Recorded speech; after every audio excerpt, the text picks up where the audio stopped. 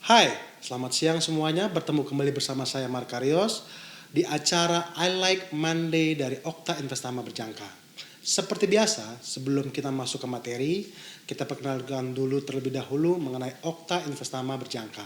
Slide selanjutnya, di mana Okta Investama Berjangka itu betul-betul memiliki perizinan yang lengkap Okta Traders, yaitu dari Bapepti, dari lembaga clearing, dari ICDX, dan juga dari Asosiasi Aspeptindo. Slide selanjutnya, penghargaan yang diterima sama Okta Investama Berjangka pun juga bukan tidak main-main nih Okta Traders sekalian. Pada tahun 2021, Okta itu memenangkan Most Excellent Broker, dan di tahun 2022, Okta juga memenangkan untuk The Most Transparent Broker. Slide selanjutnya. Kelebihan trading di Okta Investama Berjangka ini nih yang kita cari semua, rekan-rekan trader semuanya. Yaitu satu, kita memiliki yang low spread. Otomatis nih pada saat kita bertransaksi di market, kita mencarinya spread yang kecil dong, bukan spread yang tinggi. Low commission. Mengenai low commission, kita charge-nya juga kecil nih Okta trader sekalian. Jadi betul-betul memudahkan kita semua untuk bertransaksi di market. Dan free swap. Nah, ini jagoannya. Karena apa? Untuk Okta traders yang suka sekali bertransaksi nginep, tidak ada biaya nginep untuk menggunakan platform Okta Investama Berjangka. Kemudian proses withdrawal juga cepat. Slide selanjutnya. Untuk media sosial sendiri, Okta Investama Berjangka itu ada namanya Facebook, Instagram, YouTube, dan Twitter. Slide selanjutnya. Tetap ya, untuk pembicaraan diskusi dari materi yang kita sampaikan ini, ada juga tetap kita tampilkan disclaimer on. Slide selanjutnya. Nah, tanpa menunggu waktu lama lagi, kita akan mulai masuk ke dalam materi, yaitu review hasil rilis data kalender ekonomi 5 Juni sampai dengan 9 Juni 2023. Pada saat kisaran ini, itu terdapat 3 data yang cukup penting, yaitu pengumuman suku bunga Australia, kemudian pengumuman suku bunga Kanada, dan unemployment dari Amerika Serikat. Masuk ke slide selanjutnya. Oke, bicara Australia suku bunga di Australia itu kini di level 4,1%, Okta trader sekalian. Ini merupakan level tertinggi dalam 11 tahun terakhir. Yang padahal sebenarnya tuh untuk proyeksi tetap dari 3,8% menjadi 3,85%. Tetapi somehow pada saat dirilis itu mengalami kenaikan hingga menjadi 4,1%. Pada periode Januari-Maret 2023 lalu, inflasi juga tercatat tumbuh 7%, turun dari kuartal sebelumnya di level 7,8%, yang merupakan level tertinggi dalam 30 tahun terakhir. Dahsyat betul Okta trader sekalian, bayangin selama kurun waktu 30 tahun, level 7,8% itu merupakan level inflasi tertinggi di Australia. Lowy menyatakan inflasi sedang menguji kesabaran Bank Sentral dan bakal dilawan dengan kembali menaikkan suku bunga. Memang kalau misalnya bicara tren suku bunga tinggi yang sekarang ini sedang marak secara global dunia, itu memang digunakan untuk melawan inflasi. Begitupun juga dengan Australia. Bahkan ada prediksi pasar yang memperkirakan bahwa Bank Sentral Australia akan kembali menaikkan suku bunganya sampai dengan 2 kali. RBA menargetkan inflasi bisa mencapai target 2 sampai dengan 3% pada pertengahan tahun 2025. Pada saat ini dirilis, ini merupakan tahun 2023. Berarti masih kisaran 2 tahun lagi Okta Traders untuk sampai betul-betul sampai ke level 2 hingga 3%. Suku bunga tinggi akan ditahan dalam waktu yang lama, risiko resesi semakin membesar. Nah, ini nih yang harus kita waspadai. Bicara suku bunga tinggi, otomatis secara langsung maupun tidak langsung itu akan berdampak pada pertumbuhan ekonomi yang melambat sehingga bisa menyebabkan resesi. Slide selanjutnya. Untuk Canadian dollars itu juga sama seperti Australia, itu juga menaikkan suku bunga acuan sebesar 25 basis point menjadi level 4,75%. Angka itu menjadi yang tertinggi di 22 tahun yang terakhir. Kalau yang tadi 30 tahun, sekarang yang 22 tahun. Kemudian indeks harga konsumen naik pada April menjadi 4,4%, merupakan kenaikan pertama dalam 10 bulan. Nah, kalau misalnya bicara Australia dan Kanada, itu jadi ada perbedaan yang cukup signifikan ya. Tadi dikatakan bahwa Australia itu masih inflasinya di kisaran 7%-an. Sedangkan kalau misalnya bicara Kanada, itu ada di level 4%-an. Oke, disitulah makanya kalau kita lihat dampaknya terhadap market atau lihat di grafik USD Canadian dollars itu terjadi penguatan sehingga USD Canadian dollars sementara ini terpantau mengalami tren penurunan. Nah, kelebihan permintaan bertahan, ukuran inflasi tinggi 3 bulan berjalan dalam rangka kisaran 3,5% menjadi 4%. Kekhawatiran menjadi meningkat bahwa inflasi indeks harga konsumen dapat tertahan secara material di atas target 2,0%. Slide selanjutnya. Nah, terlepas daripada suku bunga Australia, kemudian suku bunga Kanada, ada lagi nih yang kemarin yang seru, itu adalah unemployment claims dari Amerika Serikat. Klaim pengangguran awal untuk pekan yang berakhir 3 Juni melonjak dari 28.000 menjadi 261.000, jauh di atas rata-rata sebelum pandemi sebesar 218.000. Bisa dikatakan bahwa klaim pengangguran yang kemarin itu mengalami peningkatan yang cukup signifikan. Ingat ya, kalau bicara unemployment claims itu merupakan dasar bagi pembentukan rilis data non-farm payroll. Hari Kamis, itulah yang akhirnya menjadi data non-farm payroll. Ini menandai level tertinggi klaim pengangguran sejak Oktober 2021. Klaim pengangguran pekan kemarin juga menjadi salah satu poin data ekonomi terakhir bahwa yang memang lagi seru sekarang ini adalah akan dirilisnya inflasi Amerika Serikat dan tingkat suku bunga dari Fed rate yang terbaru pada hari Selasa jam 19.30 malam dan hari Kamis dini hari jam 1 malam. Pasar memperkirakan peluang 71% bahwa Fed menghentikan kampanye kenaikan suku bunga. Jadi begini, sekarang ini level suku bunga Amerika Serikat sendiri itu sudah berada di level 5 sampai dengan 5,25%. Disitulah karena data ini mengalami kenaikan atau lonjakan yang signifikan, pasar memperkirakan bahwa nanti nih pada saat Kamis dini hari bisa jadi kemungkinan Fed rate itu akan stop dan tidak akan menaikkan lagi suku bunganya. Cuman nanti kita perhatikan sama-sama nih Octo Traders untuk hari Kamis dini hari. Slide selanjutnya. Untuk Wall Street, tensi pagu hutang yang sudah berakhir buat saham-saham di awal Wall Street berakhir lebih tinggi pada akhir perdagangan Jumat. Nah, ini juga seru nih Octo Traders sekalian. Karena bicara Wall Street, pada saat Alex Monday di versi pekan kemarin, kita sudah kasih bocoran nih. Kita kasih informasi bahwa begitu pagu hutang itu sudah selesai tensinya, otomatis animo pemain-pemain saham atau indeks saham itu akan masuk lagi ke bursa. Masuk ke bursa untuk apa? Bukannya menurunkan tetapi menaikkan. Karena disitulah terjadi yang namanya Dow Jones itu naik, kemudian Nasdaq itu naik, begitu pun juga dengan SP500 itu juga naik.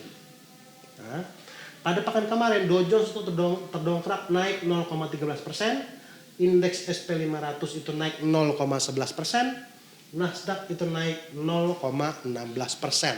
Yang dalam keseluruhan, lagi-lagi kita ingatkan ini merupakan peluang bagi Octo Trader semua untuk coba melihat dan coba dihitung dan bertransaksi di market Wall Street yang ada di platform Okta Investama Berjangka. Slide selanjutnya. Nah, untuk minyak sendiri minyak itu masih dalam kisaran yang sempit, itu berada dari angka level $60 per barrel sampai dengan $85 per barrel. Tetapi sekarang ini minyak itu masih dalam kisaran untuk penurunan karena ada berita nih Okta Trader sekalian bahwa dari Kanada sendiri itu menambah jumlah rig. Begitupun juga dengan Amerika Serikat, itu juga menambah jumlah rig. Otomatis kekhawatiran kelebihan supply dibandingkan demand itulah yang menyebabkan harga minyak itu jatuh. Pada saat kita berbicara sekarang itu berada di level kisaran $69 per barrel. Tetapi untuk bulan Juli ada keputusan bahwa dari 9 anggota OPEC Plus termasuk dengan Rusia itu akan mengurangi kuota produksinya untuk lagi-lagi minyak supaya tidak terlalu turun dengan signifikan. Jadi penurunannya itu ditahan. Oke, slide selanjutnya. Nah, untuk emas itu juga masih dalam kisaran yang sempit, itu berada di level 1930 hingga level 1985. Karena apa? Emas selama sepekan kemarin itu bergerakannya itu sideways, ya kan? Karena semuanya itu fokus trader emas itu utamanya tertuju pada rilis data inflasi Amerika Serikat besok jam 7.30 malam. Kemudian hari Kamisnya kebijakan moneter Fed yang terbaru plus apakah itu suku bunga dinaikkan atau tidak. Jadi untuk trader-trader emas nih fokus ya untuk hari Selasa dan hari Kamis dini hari. Slide selanjutnya. Nah, kalau dibilang untuk review rilis data ekonomi 12 Juni sampai dengan 16 Juni, maksudnya untuk pekan ini nih, ya kan, ada banyak yang ramai. Untuk besok sendiri itu dimulai besok siang itu dari Clement Account Change dari Inggris atau akan berdampak signifikan bagi pergerakan pound sterling, dirilis dari 46,7 menjadi 21,4. Nah, di situ pergerakannya itu akan benar-benar cukup signifikan.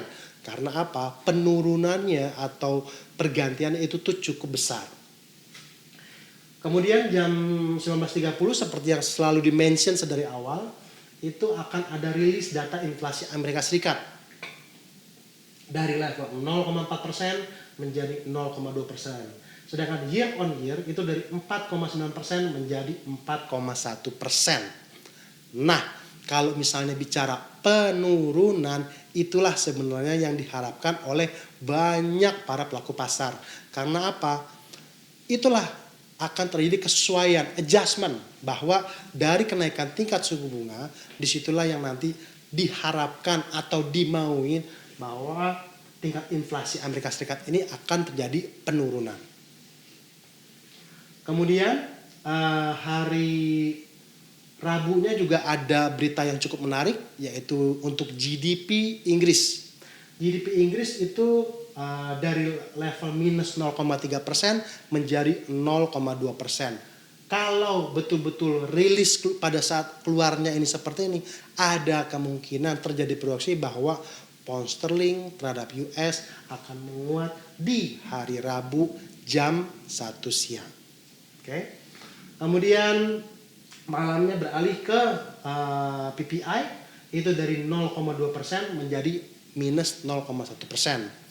PPI itu juga penting terlepas daripada data inflasi yang dirilis pada hari Selasa. Hari Kamis itu akan dirilis, ini seru nih. Kalau bicara hari Kamis itu betul-betul kalau bisa tuh ada waktunya itu benar-benar fokus ke market. Karena apa? Sedari pagi dini hari itu tuh udah keluar rilis kebijakan moneter Fed yang terbaru. Plus apakah suku bunga tersebut itu dinaikkan atau stay. Dan pagi-paginya jam 8.30 itu juga ada berita yang cukup bagus untuk Australian dollar dari minus 4,3 menjadi 17,1 K. Ya. Nah, Kamis sorenya ada lagi nih yang seru. Kamis paginya itu suku bunga Amerika Serikat, Kamis sorenya keluarlah pengumuman kebijakan moneter ECB atau Bank Sentral Uni Eropa yang terbaru. Plus apakah dinaikkan? Karena apa? Estimasinya dari level 3,75% menjadi 4%. Nah, tetapi kalau misalnya bicara estimasi pasar, memang kenaikan ini memang itu tuh pasti akan ada, karena dari Lagarde-nya sendiri. Lagarde itu merupakan presiden Bank Sentral Uni Eropa. Banyak pidato-pidato kemarin yang mengatakan bahwa suku bunga itu ECB akan terus dinaikkan sampai dengan level inflasi itu terkendali ke level 2 sampai dengan 3%. Karena apa? Yang terbaru kemarin, pada pekan kemarin Uni Eropa ada suatu news atau berita yang mengatakan dari 9 anggota Uni Eropa yang mengalami jatuh resesi. Tidak terkecuali Jerman. Waduh. Karena apa? Karena harga yang tinggi itu tadi. Karena tingkat inflasi yang tinggi itu tadi. Disitulah makanya mereka itu biar bagaimanapun akan tetap menaikkan suku bunga dari 3,75 menjadi 4%. Kemudian seperti biasa, Kamis malamnya juga akan ada berita unemployment claims, itu terjadi penurunan dari level 261 menjadi 248. Dan hari Jumatnya akan ditutup sama kebijakan moneter Jepang yang terbaru. Apakah dia tetap ultra longgar ataukah dia itu mengikuti tren negara maju lainnya untuk ikut menaikkan suku bunga. Tapi kalau menurut kami sih kayaknya enggak. Dia tetap akan melakukan kebijakan ultra longgar, dalam artian kebijakannya untuk suku bunga dari BOJ sendiri adalah tetap. Slide selanjutnya. Nah, bicara teknikal, sekarang kita masuk ke teknikal ya. Ini merupakan grafik Dow Jones. Ini merupakan grafik Nasdaq. Sedari pekan kemarin kita sudah ingatkan kepada sahabat Okta Trader sekalian bahwa ada peluang yang bagus nih untuk Wall Street dan untuk Nasdaq. Tadi kita berbicara dari sisi fundamental, tadi kita berbicara dari sisi news. Tetapi pada saat ini kita lihat teknikalnya pun juga mendukung rekan-rekan trader semuanya. Untuk level resisten Dow Jones itu dari level 34.291 sampai ke level 35.007. Sementara supportnya dari 33.423 sampai ke level 32.709. Dalam artian apa? Targetnya Wall Street sementara ini menuju ke level 34.281. Oke. Kemudian kalau untuk Nasdaq itu level resisten pertama ada di level 14.707 sampai dengan level 15.122 Okta Trader sekalian. Sementara kalau untuk support 14.237 sampai dengan 13.800. Ingat ya, bicara Nasdaq ini benar-benar asik nih, enak nih. Informasi yang betul-betul mungkin bisa betul-betul berguna bagi Okta Trader sekalian. Karena apa? Kita lihat trend channelnya aja sendiri sudah terbentuk, gitu loh. Dengan trend channel yang sudah terbentuk, itu dimulai dari bulan Januari sampai dengan sekarang. Jadi rekomendasi yang bisa kita sampaikan adalah buy on support, gitu loh. Bisa dikatakan atau buy stop. Oke. Slide selanjutnya. Untuk support dan resisten forex major untuk saat ini yang kita tampilkan adalah euro dan pound sterling. Untuk resisten pertama ada di level 1.0785 hingga 1.0942. Sementara di satu sisi untuk supportnya di level 1.0630 sampai 1.0457. Kalau bicara tren, disinilah terjebak ya, betul ya. Kalau misalnya dia break 1.0785 itu adalah akan mengindikasikan pergerakan euro lebih lanjut ke level 1.0836. Nah, Untuk pound sterling sendiri sekarang juga lebih juga dikatakan cukup signifikan karena apa? Harga sudah bergerak di atas moving average dengan resisten 1.2680 hingga 1.2959. Sementara di sisi support 1.2362 sampai dengan 1.2054. Nah, disinilah nanti kita akan lihat pada saat betul-betul keluar data inflasi dan keluar pengumuman suku bunga, ini apakah terus melanjutkan pergerakannya ke atas karena memang sekarang ini harga sudah di atas moving average dan MACD pun juga sudah keluar nih sedikit dari titik nol yang mengindikasikan bahwa pergerakan pound mulai positif. Tetapi biasanya kalau begini kita lebih baik cari harga koreksi untuk melakukan posisi buy. Oke, cari harga koreksi ya. Kemudian untuk slide selanjutnya,